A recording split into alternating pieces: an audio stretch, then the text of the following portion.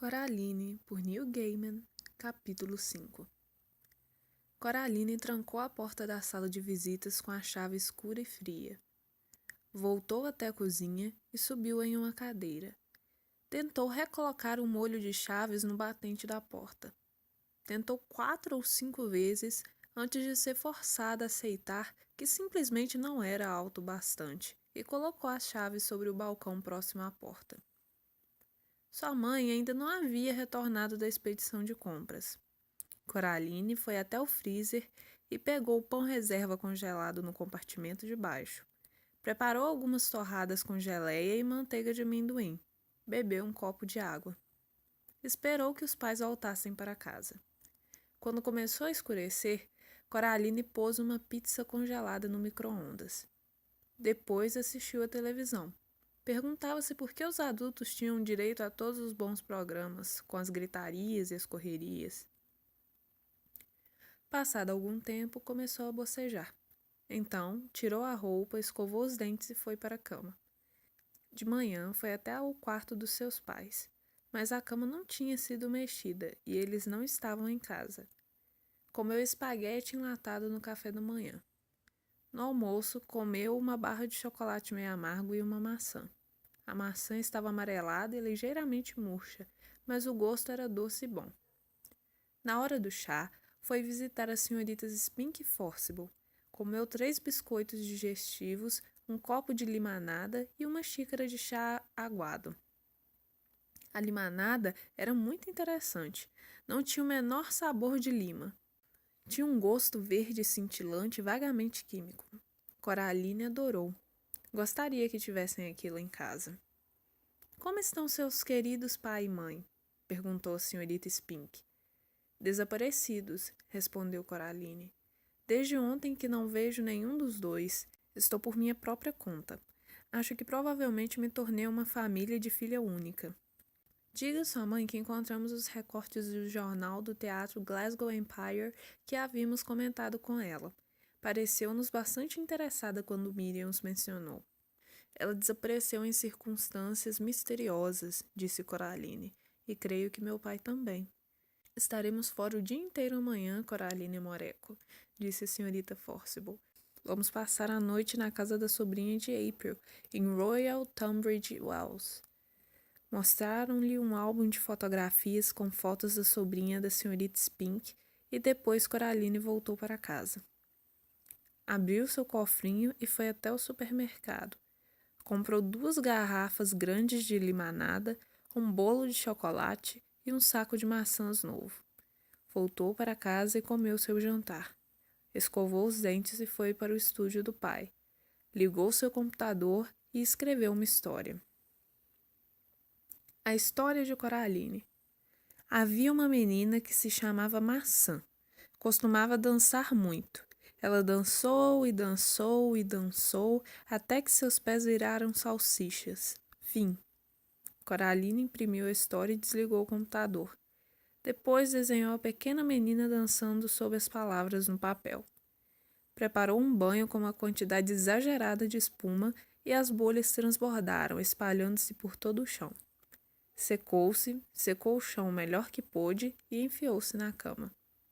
Acordou durante a noite e foi até o quarto dos pais, mas a cama continuava arrumada e vazia. Os números fosforescentes no relógio digital brilhavam, 3:12 da manhã. Totalmente só, no meio da noite, Coraline começou a chorar. Não havia nenhum outro som no apartamento vazio. Subiu na cama dos seus pais e, depois de algum tempo, adormeceu. Coraline acordou com patas frias batendo contra o seu rosto. Abriu seus olhos. Olhos grandes e verdes fitavam-na. Era o gato. Olá, disse Coraline. Como foi que você entrou? O gato não disse nada. Coraline levantou-se da cama. Estava usando uma camiseta comprida e calças de pijama. Veio me dizer alguma coisa? O gato bocejou, o que fez seus olhos verdes brilharem. Sabe onde mamãe e papai estão? O gato piscou o olho lentamente para ela. Isso quer dizer sim? O gato piscou novamente. Coraline concluiu que se tratava realmente de um sim. Você vai me levar até eles? O gato olhou-a fixamente. Andou, então, até o corredor. Ela seguiu-o. Ele percorreu toda a extensão e parou bem no final, onde um espelho, de tamanho natural, encontrava-se pendurado. O espelho fora, durante muito tempo, o lado de dentro da porta de um armário. Estava pendurado na parede desde antes da mudança, e, embora a mãe de Coraline falasse ocasionalmente em substituí-lo por algo mais novo, nunca o fizera. Coraline acendeu a luz do corredor. O espelho mostrava o corredor atrás dela, o que era de se esperar. Refletidos no espelho, porém, estavam os seus pais. Estavam de pé, com dificuldade no reflexo do corredor. Pareciam tristes e sozinhos. Enquanto Coraline olhava, acenaram lentamente para ela com as mãos hesitantes. O pai de Coraline tinha um braço em volta de sua mãe.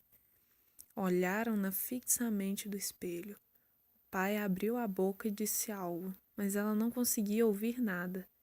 Sua mãe bafejou sobre o lado interno do espelho e, rapidamente, antes que o embaçado desaparecesse, escreveu "Socorro" com a ponta do indicador. O embaçado no interior do espelho foi sumindo, o mesmo acontecendo aos pais de Coraline. Agora, o espelho refletia apenas o corredor, Coraline e o gato. "Onde estão eles?" Coraline perguntou ao gato. O gato não respondeu, mas ela podia imaginar sua voz seca como uma mosca morta no peitoril da janela durante o inverno dizer: "Bem, onde você acha que estão?" "Eles não vão voltar, não é?" disse Coraline, não por conta própria. O gato piscou para ela. Coraline entendeu como sim. "Certo", disse Coraline. "Então suponho que só há uma coisa a fazer." Entrou no estúdio do pai, sentou-se à mesa, em seguida pegou o telefone, abriu a lista telefônica e ligou para a delegacia local. "Polícia", atendeu uma voz masculina áspera. "Alô?", disse Coraline. "Meu nome é Coraline Jones. Você passou um pouco da hora de dormir, não foi, senhorita?", comentou o policial. "Possivelmente", respondeu Coraline, que não ia se deixar distrair. "Mas estou ligando para denunciar um crime." "E que tipo de crime seria?" "Sequestro. Meus pais foram raptados para o mundo do outro lado do espelho em nosso corredor." "E você sabe quem os roubou?", perguntou o oficial de polícia. Coraline pôde ouvir o sorriso em sua voz. Fez um esforço dobrado para soar adulta e ser levada a sério. "Acho que minha outra mãe tem os dois em suas garras. Pode ser que queira mantê-los com ela e costurar seus olhos com botões negros, ou talvez mantenha simplesmente para me atrair de volta ao alcance de seus dedos. Não estou bem certa." "Ah, as garras nefastas de seus dedos diabólicos, não é?", disse. Sabe qual é minha sugestão, senhorita Jones?" "Não", respondeu Coraline. "Qual?"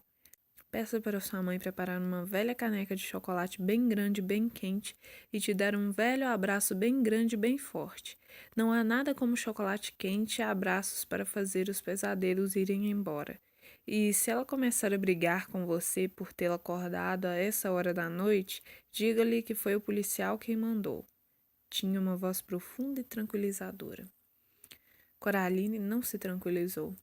"Quando eu a vir", disse Coraline, "direi isso", e pôs o telefone no gancho. O gato preto, que ficara sentado no chão alisando o pelo durante toda a conversa, levantou-se e conduziu-a até o corredor. Coraline voltou para o seu quarto, vestiu seu roupão azul e calçou os chinelos.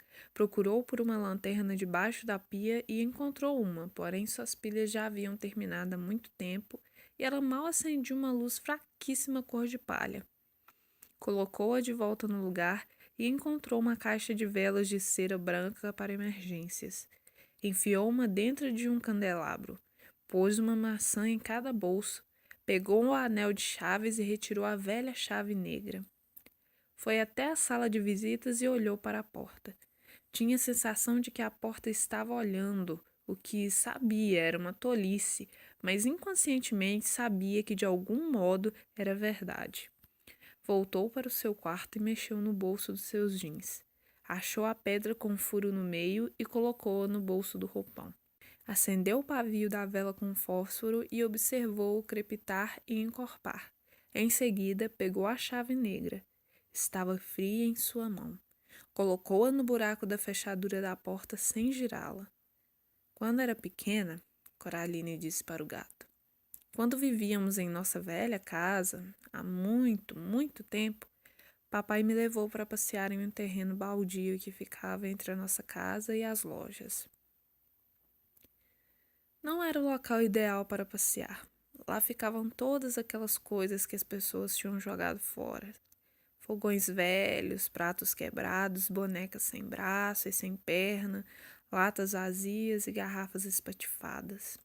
Papai e mamãe me fizeram jurar que não iria explorar lá atrás, porque havia muitos objetos pontudos, tétano e coisas do gênero. Mas continuei dizendo que queria explorar o lugar.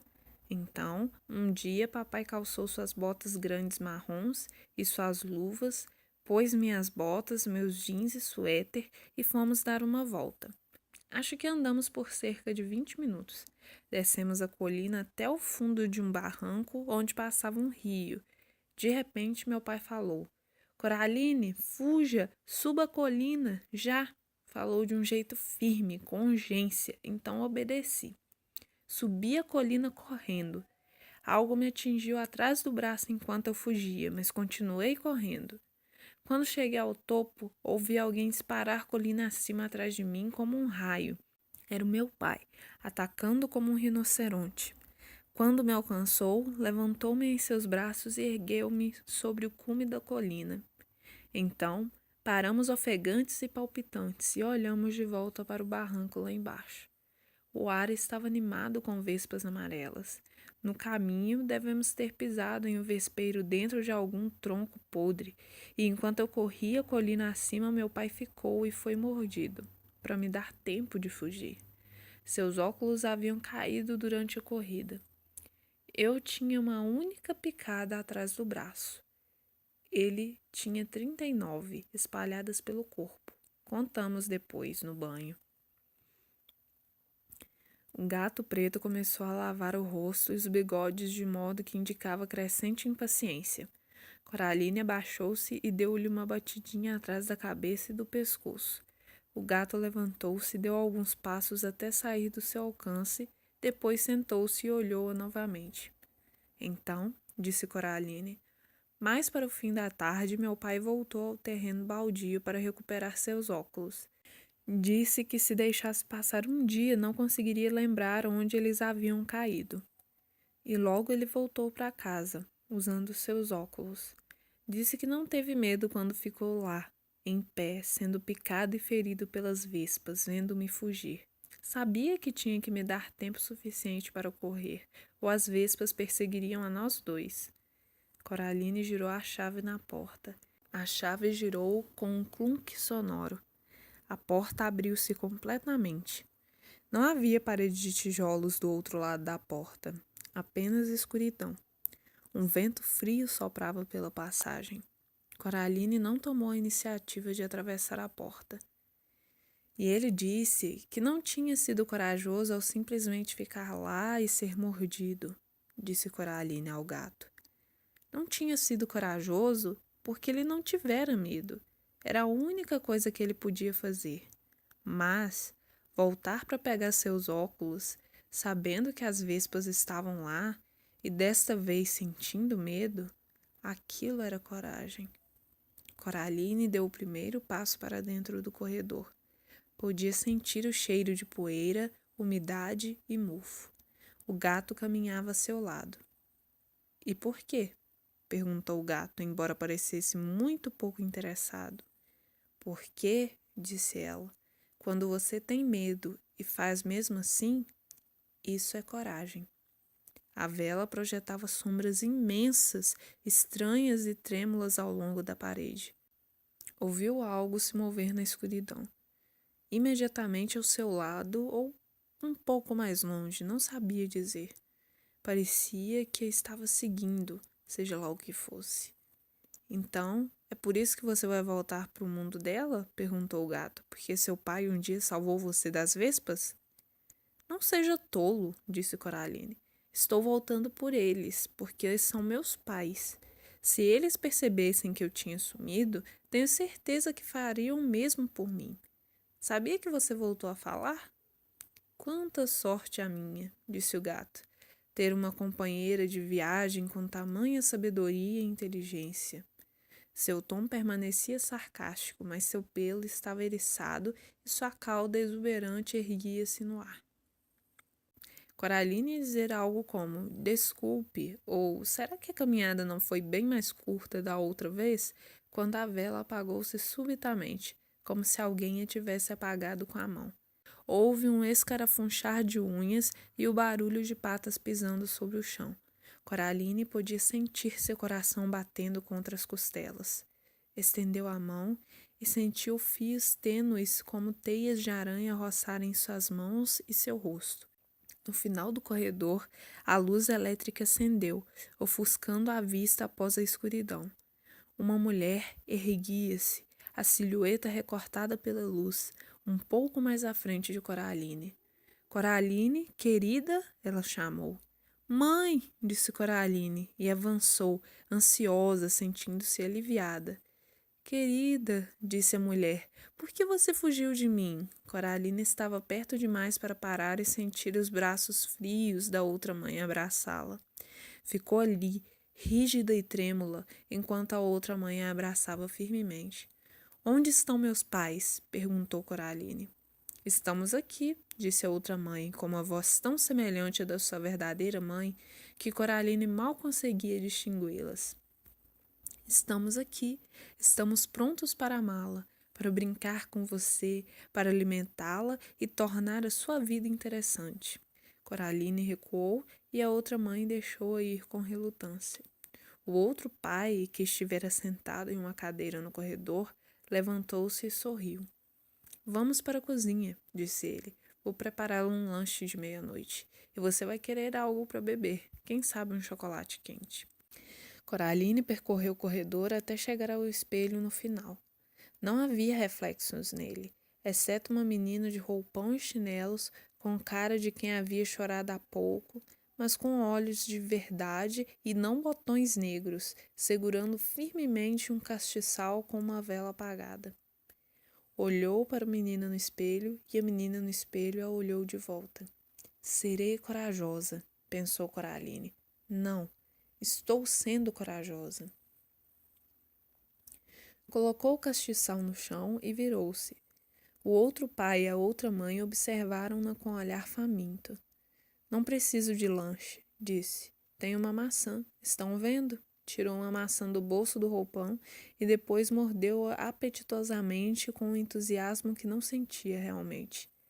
O outro pai parecia desapontado. A outra mãe sorriu, mostrando uma fileira completa de dentes, e cada um dos dentes era ligeiramente comprido demais. A luz no corredor fazia seus olhos de botões negros cintilarem e brilharem. Vocês não me assustam, disse Coraline, embora eles a assustassem na realidade, e muito.